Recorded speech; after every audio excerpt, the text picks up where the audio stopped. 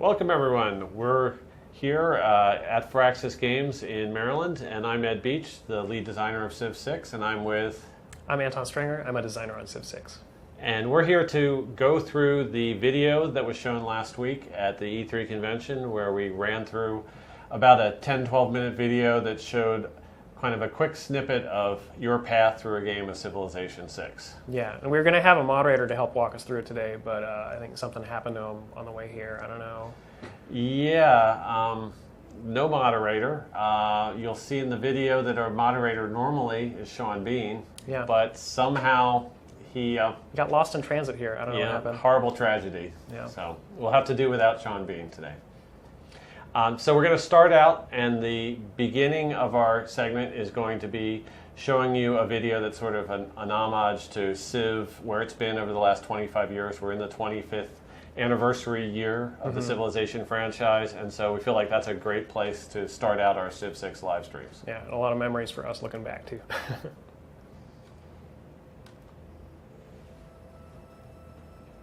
In the beginning, the earth was without form and void. The sun shone upon the sleeping earth. Into this swirling maelstrom of fire, air, and water, the first stirrings of life appeared. The seeds of life grew and strengthened, spread and diversified. Now it required but one more ingredient. A great leader. To unite the quarreling tribes, to harness the power of the land, to build a legacy that would stand the test of time. A civilization.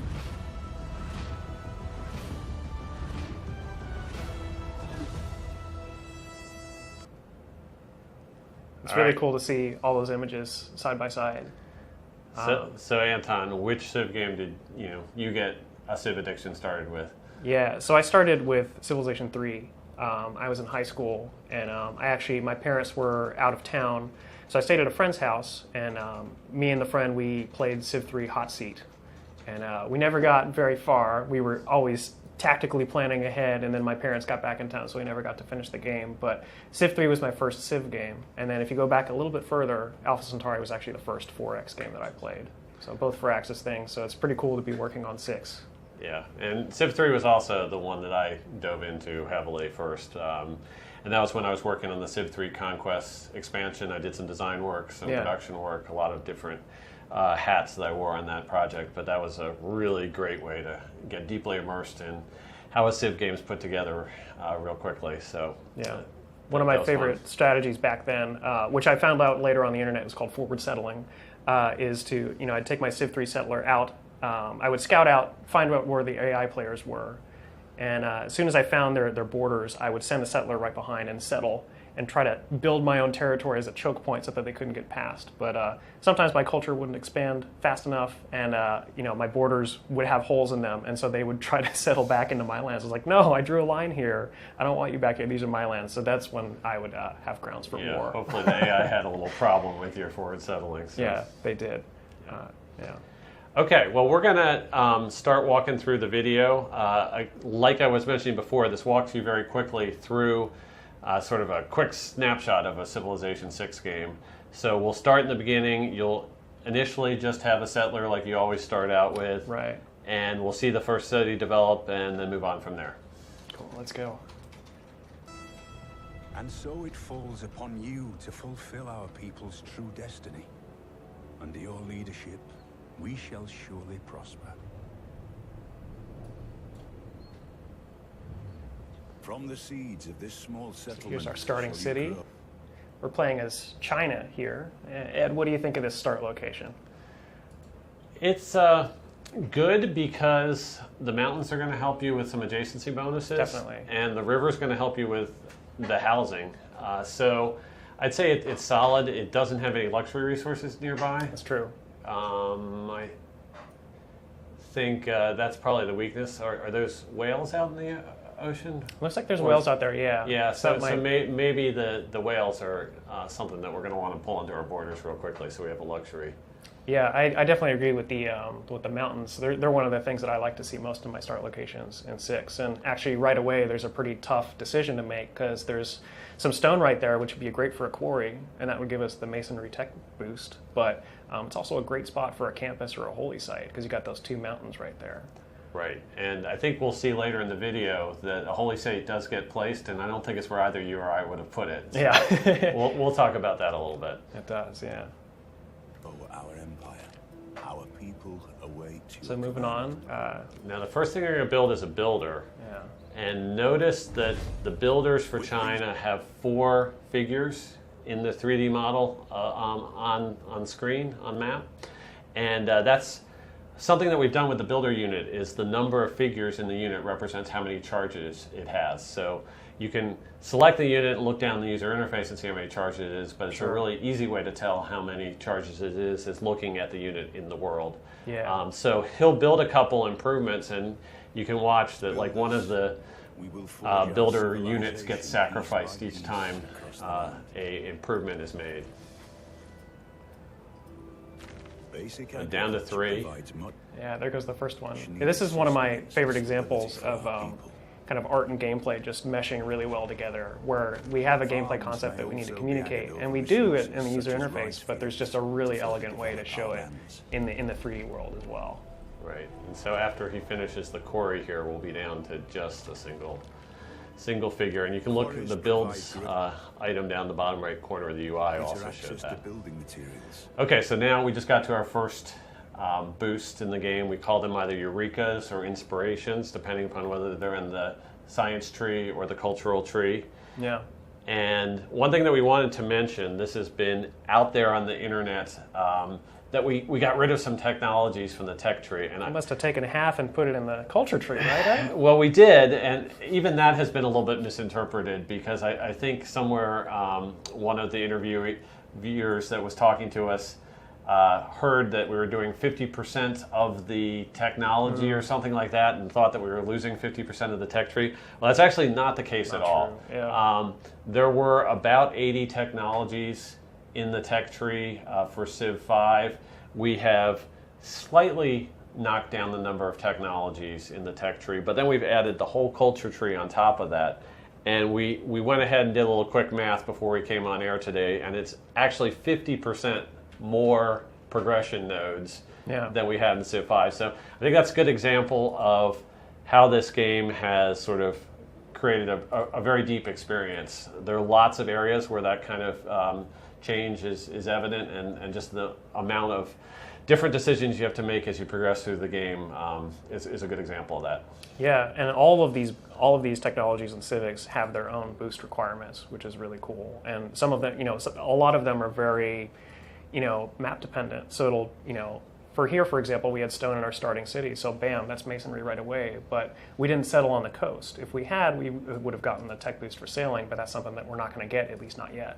And the civics have their boosts as well, and sometimes a boost in one tree will come from something in the other tree, so it's kind of advantageous to not let one fall too far behind. Right, and it was only one tile away, the coast. Yeah. So it probably would have been a reasonably good idea to slide the city down towards the coast, but you have to remember that when you're next to the water there, you end up losing some of the tiles in your 3-ring radius of your city to being all water tiles. And so ultimately the total size and number of districts your city can sustain is a little bit hampered by being on the coast. So it's an early game trade-off between getting that tech boost and not. Now this map here, there's that island above us, and I actually have never seen what's on that island because we keep running this video, and it's always in the fog like that, and no one has ever showed me what's on there. But if there were some juicy resources up there, then I would have said settling on the coast.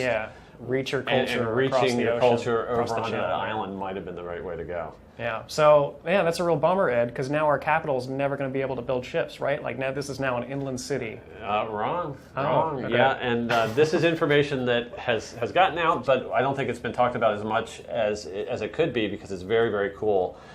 Because ships can now be built either in the city center or in the harbor district. We couldn't build ships right away from our current start position. Right. But once we get to the point where we have, I think it's celestial navigation is the tech that allows you to start putting in harbor districts. Right. So once you have that technology, then you can drop a harbor down because it would be within 3 of the city center, and boom, the city that's upriver a little bit can actually have a port and start producing ships. And that's just a really cool, fun change that we take advantage of often when we're playing the game.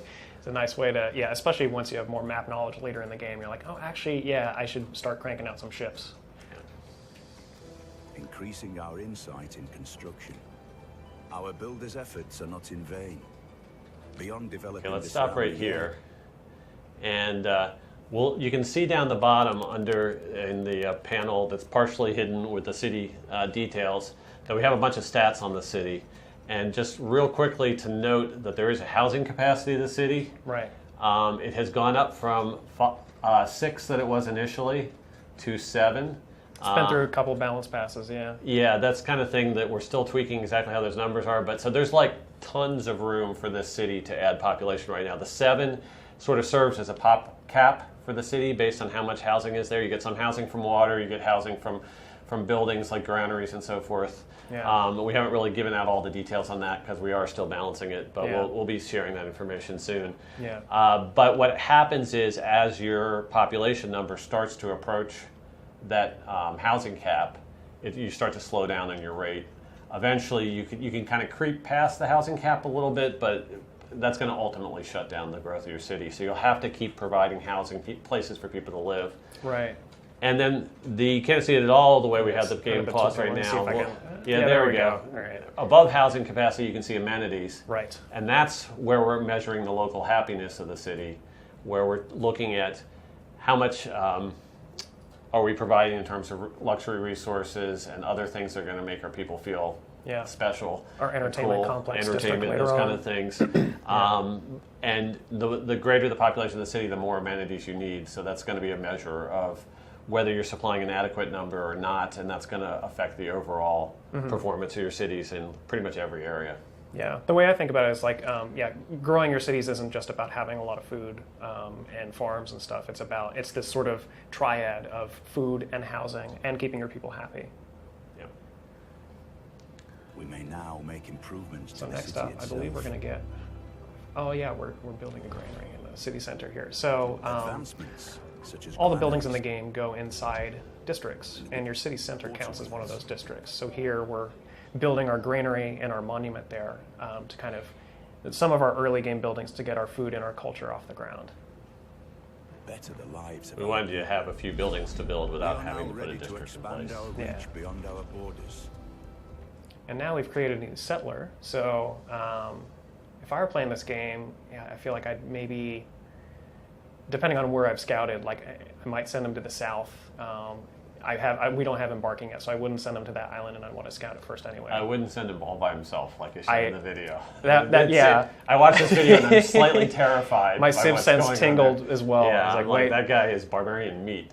Yeah, that donkey's not going to be able to defend himself very well. Right. So, but we'll see what happens. You'll see as the video goes along that it's representative of actual Civ gameplay, but it's not really spot on, because we have to progress through the eras. We have to kind of telescope this thing forward. So there are shortcuts taken, like not escorting the settler, that you'll notice.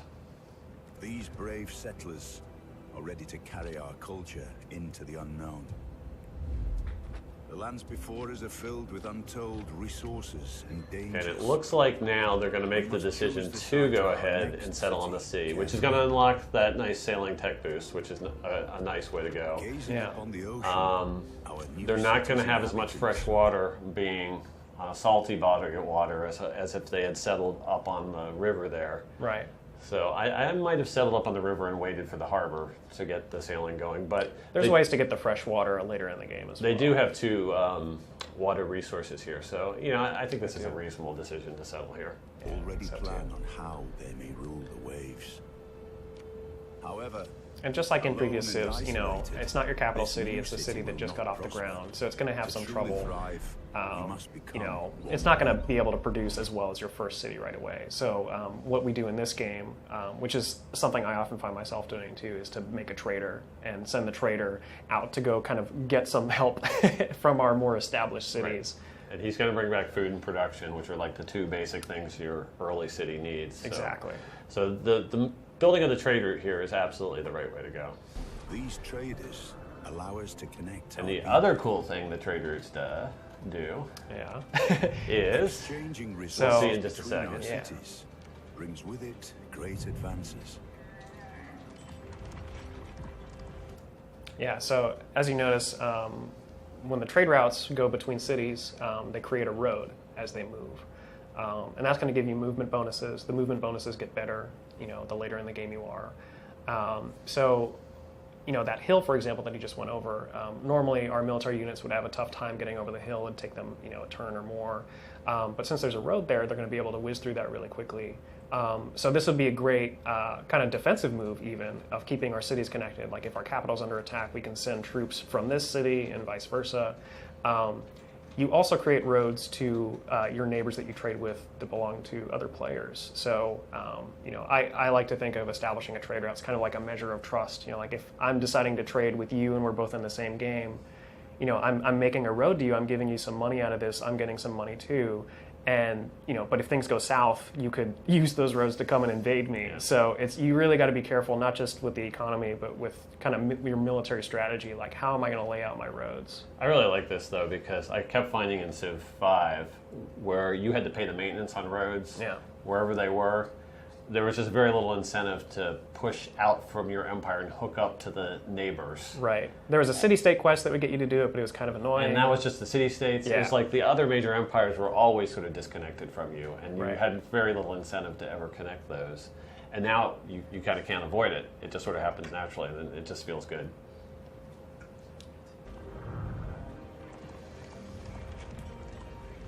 Okay, so I think the next big thing that's going to happen is that we're going to grow our city to the point where it has a couple extra tiles, and so we have a couple more technologies, so we can put our first district in place.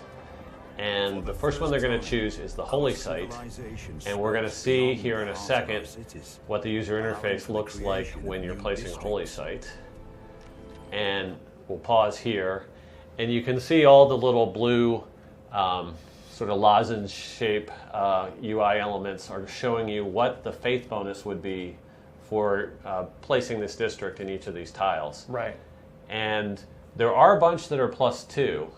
For instance, the desert tile up in the very upper right corner is a +2 bonus, and that would probably, sort of be my number one choice in a lot of cases, because desert tiles don't give you any yields normally. Right. And if you can cover them up with a district, that's sort of a great way to go with them. But we actually have another plan with that tile. They're competing interests here. The Pyramid's Wonder that we want to build has to be built on a desert tile. Mm-hmm. So, and you notice there is another desert up there, but that's 4 tiles away from our city center. It's going to be really hard to get. Yeah. So we'd have to build a whole other city to get up to that. Mm-hmm. So if we want the pyramids, we have to leave that +2 in the upper corner free for the pyramids.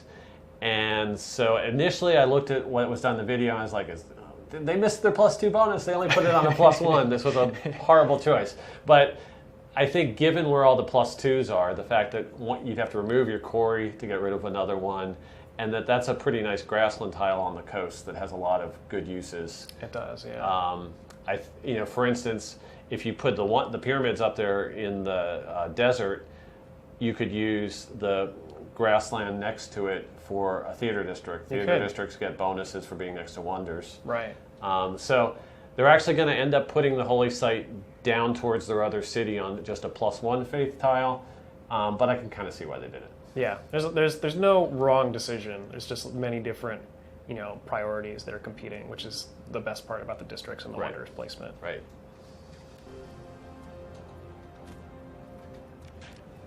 Each with its own focus and distinct advantages. Okay, so here goes our shrine. You can see it flip from the constructed state to the completed state. And once it's in the completed state, you can build the first level building, which is our shrine. So Holy Site District gets a shrine added. Later in the game, I think we'll see another view of it with this next building on it, which is the temple. Right. So that's sort of how the progression goes. Most of the districts have slots for 3 different building upgrades over the course of the game. Right. You know, one of my favorite visual touches, probably in the game so far, is just so perfect, is you have some little doves flying around the holy site. It just really gives it some nice flavor. And you can hear them, too, when you zoom in. And faith, in general, that resource is always depicted by the white color, so you can see that the buildings in that district share that color scheme and also are all sort of color-coded white as well. Exactly. Yeah. To create true So I think next up is our pyramids here. Yep, and we sort of queued up exactly why they're built there. And they jumped right from placing it to we're all done, so there were probably 20 turns that got skipped there, but here we're seeing the animation of what it looks like. Yeah. This is about half built right now where we paused the game, and so that's what you would see on that tile. If it was taking 20 turns to build it and you were only 10 turns done, you would see the 50% progress. So that's cool. You can kind of bring your army up against someone else's city, and they have a couple wonders that are under construction. You sort of gauge exactly how close to being done they are based on what the on-map graphic looks like. Yeah. One of the reasons I wanted to pause here too is the way the pyramids are constructed in the video here. We actually did a little bit of research on this, what's called the internal ramp theory for the Egyptian pyramids. I didn't know what the name of it was, but yeah. Yeah, I made sure to look it up right before the stream again, just so I was sure. But we were actually going back and forth on with the artists about how to show this thing. And there's this theory by several archaeologists, and there's some evidence to support it, that they had these sort of internal ramps within the pyramid that, even with modern day technology, are kind of hard to find. Just because it's so big, and that's what they used to deconstruct. So like all the attention to historical detail is there. Even though the pyramids look very stylized, and we're building them as the Emperor of China, there's still a lot of details. They're not in the right layout. That was because we had to fit. We wanted them to look grand, and we wanted multiple pyramids. They've always been called the pyramids, and we always just showed a single graphic of a single pyramid. So we decided better to have more than one of them and sort of distort their layout a little bit. Yeah. Than just to have a single pyramid, and so not perfect in terms of layout, but we really like what the building animation team put together for us here. And especially with a whole tile to work with, we can show a lot more detail than we did, for example, in Civ 5. Yeah. And that we are capable of true wonders.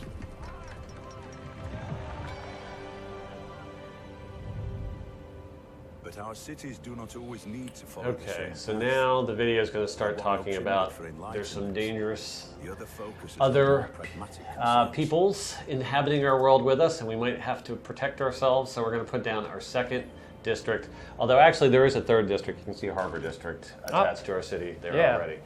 So, but the second district they show being built is the encampment. The encampment is really cool because you really have to decide where you're going to put it in order to defend your city. Yeah. What do you think of the choice of where they put the encampment here?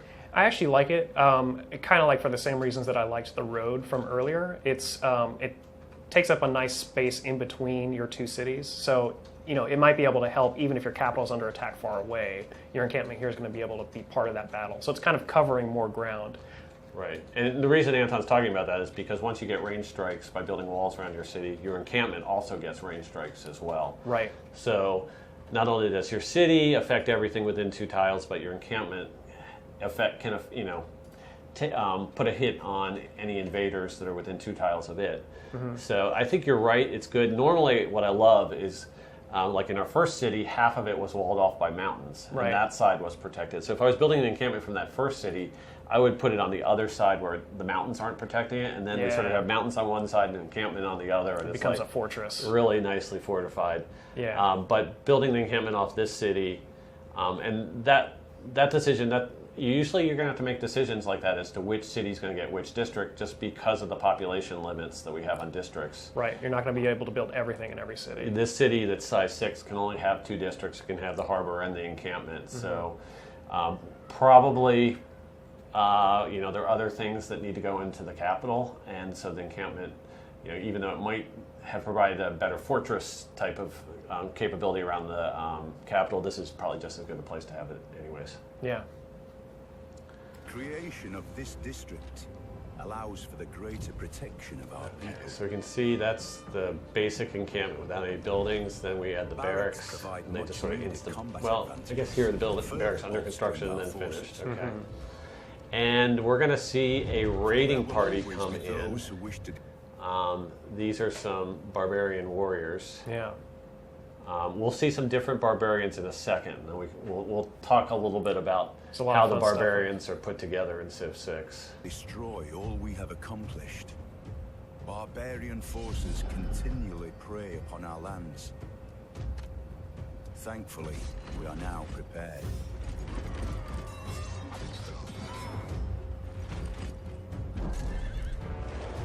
Okay, so let's pause here. Now this is a barbarian horse archer.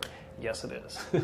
We did not have barbarian horse archers in Civ 5. No, we didn't. And these guys are pretty obnoxious because they can do the whole move and shoot on you and kind of whittle you away from afar.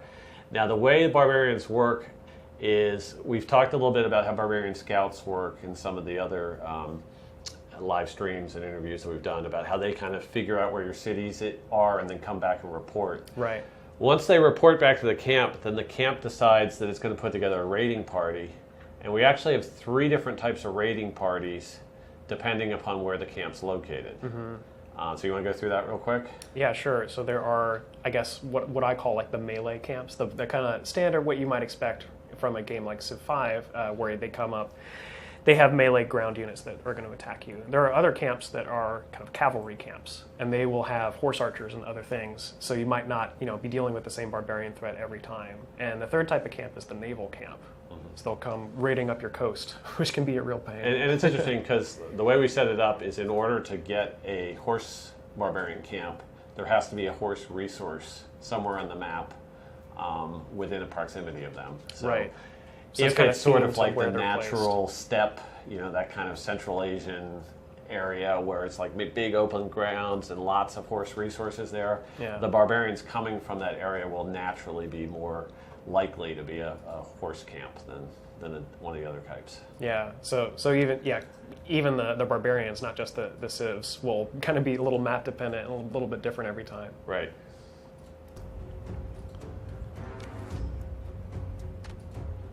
Our warriors are well trained, but this is just a horse archers, though frightening, are not very good in melee, and especially not against pikemen. Pause right here. This is one thing that was done sort of for artistic effect to put this video together in time for E3 was they did cheat on the promotions a little bit. I noticed that. So if you look at the pikeman there, he has a little 7 on his sort of promotion flag that's attached to his unit flag. He's like the Sean Bean of... He is the Sean Bean of yes. pikemen, because you can't even get 7 promotions in the game. You can with our debug tools, which is obviously how this was done. So if you're wondering why he's wasting these barbarians in one shot, that's probably why. Yeah. The enemy at its source.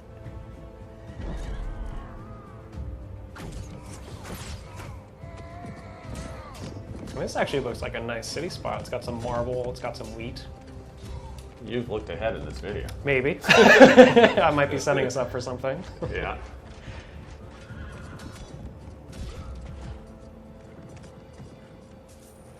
Victory. Also, it's right along the river, so we can get our housing that way. No, it's a very good site. And boom, we're going to take advantage of it. Yes. And it turns out it's a good thing that we went ahead and settled here when we did, because we're going to finally see what a neighboring sim looks like here in just a second. But one part of a larger world. We are no longer alone. Welcome to the United States of America. If you conduct yourself well... So here we have the Americans, led by Teddy Roosevelt. We've kind of already done a lot on what America's Civ is and how it's set up. So there was a video just on America that went out, I think, last week. Right. So we explained the different unique units and so forth. I think the one thing we wanted to make sure we mentioned today is America has 2 unique units, both the Rough Rider and the P-51 fighter. And that's really unusual. That's not something you'll see very often. There are a couple more civs that have that same configuration, where we took a unique unit that was particularly tied to the leader for that civ and decided that's going to be part of the leaders era related bonus, so that it just seemed really appropriate for Teddy to have Rough Riders. So you'll see a couple more civs like that, but don't get used to 2 unique units. It's far more common just to have one with a civilization. Exactly. Consider us friends. This new world. So there's the city of Washington. He even has a Washington monument in there. Yeah. And actually, if people want to look for this carefully, there's a different design for the American palace. It's like a special. All the palaces have a lot of character. We actually have quite a few different configurations for what the graphics are for the palace. So yeah, people might want to study that a little bit. Our art and our graphics team have done a great job, as is important with us in all the Civ games up until now as well, in making different cultural variations and making special exceptions to make certain civs feel really right. Right, and the biggest thing that we've done in that with Civ 6 is all the different variations for the different units. The swordsmen that have 5 different types of weaponry or costumes, and throughout a bunch of our units, you'll see that based on what Civ you're playing. All right, here's our main Diplo screen. We haven't talked about that a lot. I think we're going to dive into it a little bit later, a couple weeks from now. But one thing we did want to point out is we have mentioned the gossip system, right, which is how you get a lot of information from the world. Now, rather than just notifications coming haphazardly at you from the world, you have to actually generate those and get those to come to you because you have sent agents out in the world to find out information. So it's not shown in the video what happens when you click on send delegation, but we wanted to kind of point out that that's how you get that whole game started, where you start to pull in information. Right now, the access level on the Americans is none. We're getting no real information about them at all. Right. Send the delegation, though, it'll go to limited, and there are 4 levels up from that. And so that's how you find out a lot about the what's happening in a Civ 6 world. And what's really cool about it is once you have enough of a presence out there and enough diplomatic visibility on different Civs, the game just sort of comes alive, because there's a lot of things that you might not have noticed playing a previous Civ title that happened in the game world, and now you're actually getting reports about them, and it's kind of fun. Yeah, I've gotten some gossip when playing before, and say like, oh, Teddy's just built a shrine or something. I'm like, oh, is Teddy going for religion? Maybe I shouldn't go for religion. There's a lot of really interesting moments where you're like, okay, you get a little peek into what they're thinking. Right, and when you get the higher levels of gossip, there's a lot of things that will really actually change the way you're playing the game. If you find that he's starting to wonder, if you know he has a settler that he's about to send out to find a city location, you're like, oh my goodness, he could be grabbing the city location I want next to that river or next to that natural wonder or something. Let me buy a settler now. Yeah, I'm going to rush buy a settler and get him over there, and so. It's cool to have those types of intel reports really changing the way you're going to play through a game. Our neighbors have access to resources we desperately need. A trade agreement here benefits both our people. As our relationships and resources grow, so too must our. Now, this is one of my favorite parts of the video, just because. Well, let's talk about the civics first, and then I'll get to my favorite part of the video. To further steer the growth of our civilization. But yeah, why don't you pause here, and we can actually spend just a couple minutes dissecting some of these policies. This is probably the end of the ancient era, and with pikemen and the knights that we had earlier, I think it's probably like medieval times, maybe. Right, because you're right. We have retainers. That's a medieval. We got a couple policy. of the later policies. Right. Yeah. So we got a sampling of different policies here from the first couple eras of the game.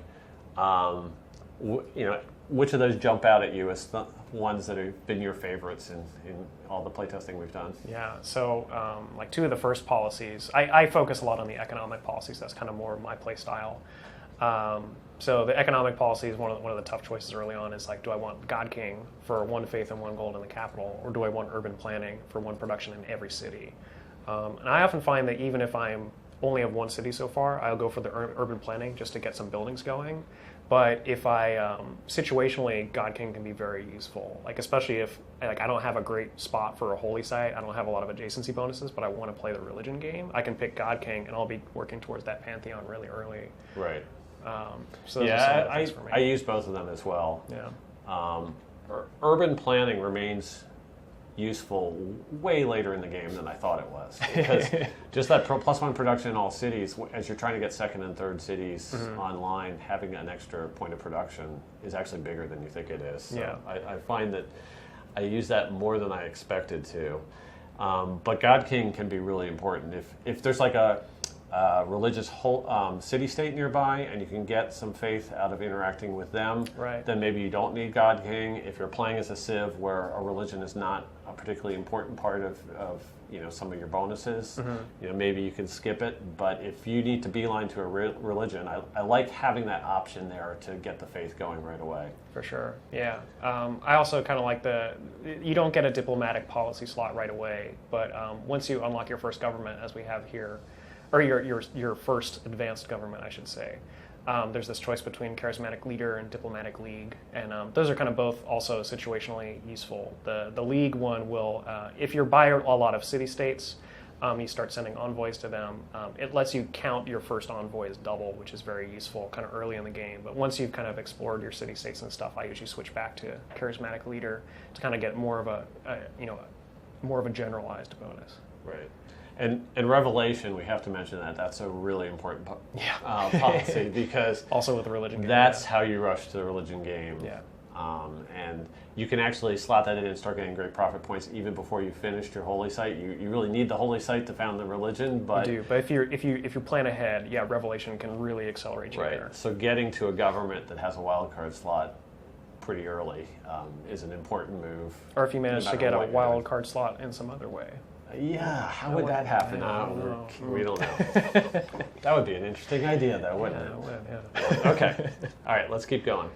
So this coming up after we finish selecting our policy slate for our government is going to be the part of the video that I really like. And what I like about it is it does a really good job of telescoping through time using our time of day system in actually a way that you can't really do directly in game because it's so accelerated. But it starts out with a movie here.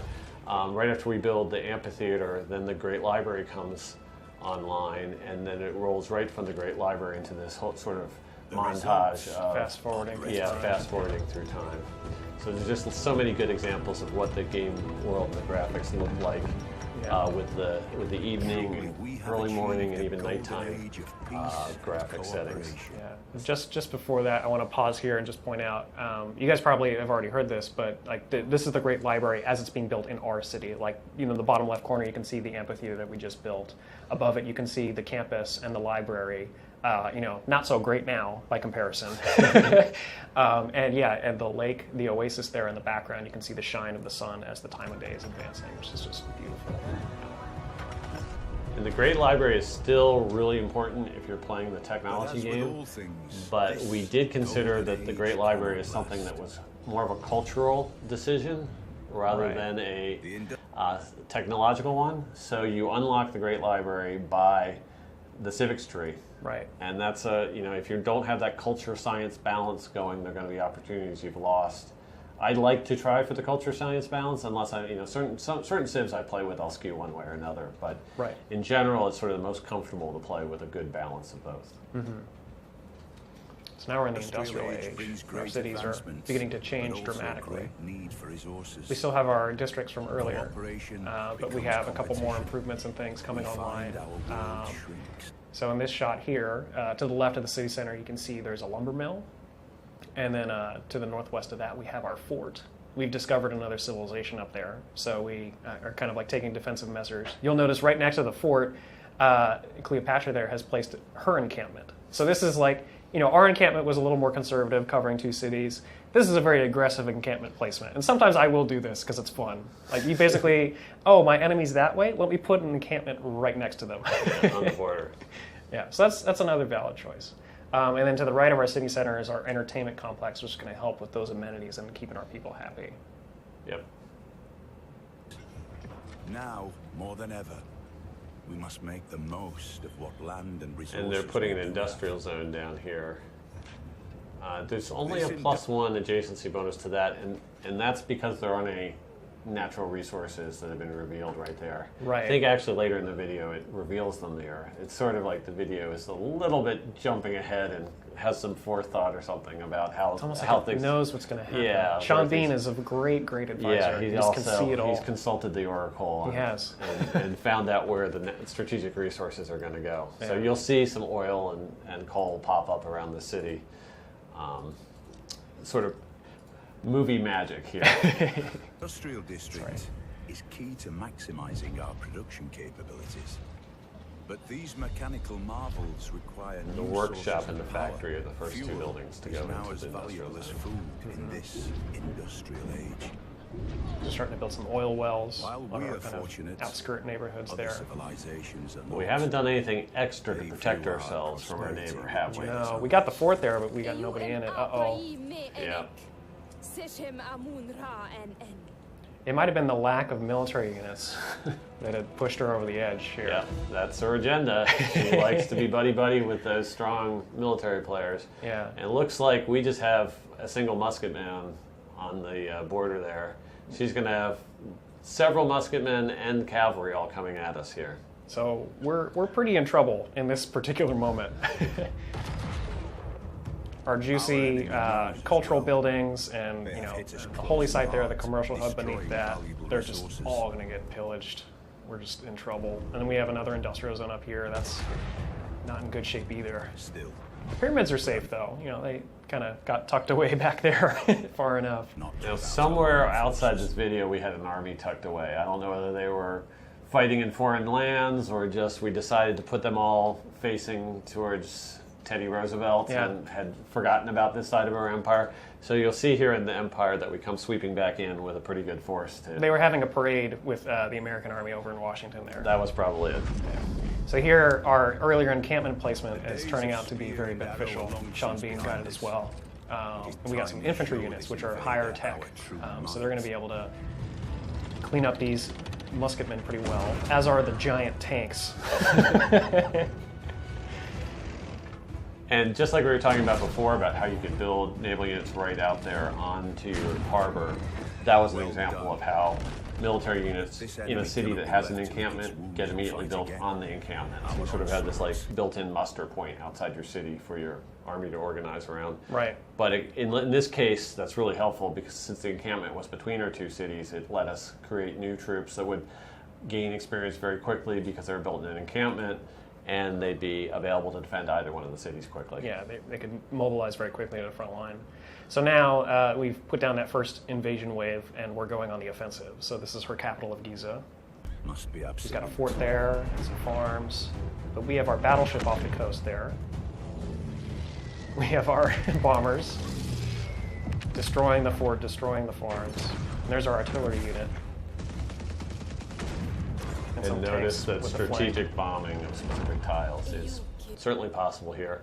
And then Cleopatra, she's going to come back in here and tell us that everything's lost, that she's going to surrender to us. But do notice that she is speaking ancient Coptic here. So the team that we've been working with to get voice actors and voice actresses who can speak a whole bunch of different, sometimes very obscure languages. Sometimes it's been challenging. Yeah. But they've done a great job of getting selections and voice actors who can pull that off to work with us. Yeah, and Cleopatra is one of my favorite leaders for the performance that she gives. She's just so distraught, and the reference to the asps is really funny for history buffs. Yeah, if you don't know what that means, go ahead and look it up. It's a really good story. And grows more powerful. So now we're kind of back at peace and trying to get back to business as usual, repairing all our districts and pillage tile improvements. As our people advance, we realize that our future may hold more possibilities. So, it's like off the coast, we have our harbor district. We've got roads crisscrossing everywhere. Our pyramids back there, all the spots that we were thinking, oh, that might make a good holy site. They've been filled in by plenty of other things. So all of our space is used. We've, made a lot of really tough calls about like, okay, well, should I use this tile for this tile for that? Than combat. And I think we've shown pretty much all the different district types just in this one video. We've mentioned that there are 12 district types.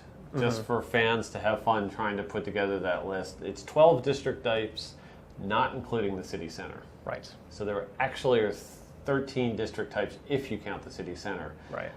So I've seen some lists out there. Civfanatics has done a great job of collecting information, but it could be tweaked up a little bit. I haven't seen a list with all 13 district types in it. Yeah. And there's some even in this shot that I don't think we've talked too much in detail about Right, it. So. right. So we certainly haven't given all the how it works kind of information. So what's coming up here is one of my favorite it's a very Civ 6 moment for me. We've decided to build the Eiffel Tower, and we've got 2 spots for it, both of which would destroy farms that have been there for generations.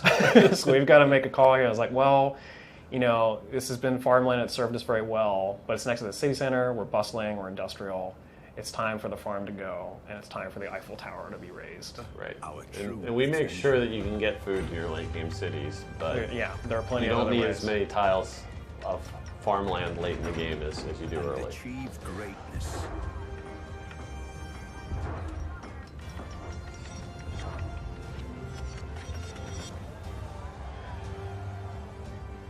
All right. Well, we are pretty close to being wrapped up on winning our victory here. We just have to choose what final victory strategy we're going to use. Yeah. And I think in this game we're doing real well in science, so we're going to go for the space race victory. Yeah. So In the this Spaceport new district is, age, I think, the last district you unlock, and it's specifically for the space victory. I think you took out some more farmland there, didn't you? We did, yeah. The farmland's got to go. We're going to space. Probably don't need your city to grow too much more anyways. Just need to kind of keep it in stasis. Make Yeah. sure that it's not starving. Make sure it's supporting our victory Next push. chapter Yeah. of our destiny.